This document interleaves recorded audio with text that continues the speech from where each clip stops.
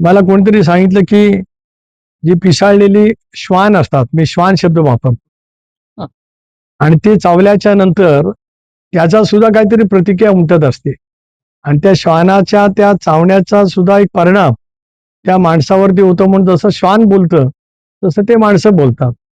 मी प्रयत्न करणार आहे शिंदे साहेबांना फोन करून की बाबा तिथे ठाण्याला काहीतरी हॉस्पिटल आहे, तिथे एखादी खाट जर काही त्यांना रिझर्व करता आली तर त्यांनी करावी. म्हणजे मग महाराष्ट्राची संस्कृतीचे जे धिंडवडे काढले जात आहेत ते थांबले जातील, एवढंच मला सांगायचं. मी आजपर्यंत त्या बाबतीमध्ये कधी काय बोललो नव्हतो, परंतु त्यांनी जे वक्तव्य केले त्याच्यात माझ्या वडिलांचा उल्लेख आहे. आपल्याला माहिती आहे की 1984 साली, म्हणजे बरोबर ती 44 वर्षापूर्वी माझ्या वडिलांचं दुःखद निधन झालं, आणि त्याच्यामुळे माझं वय त्यावेळेला 29 होतं. रामदास कदमांचं वय काय मला माहित नाही, ते मला अरेतुरे करतात, तरी मी त्यांना आता रामदास कदमच म्हणणार, काय भाई म्हणण्याचं काही कारण येत नाही. माझं वय तेवढंच आहे, राजकारणात त्यांच्यापेक्षा अधिक पदांवरती मी लोकांच्या माध्यमातून निवडून आलेला आहे.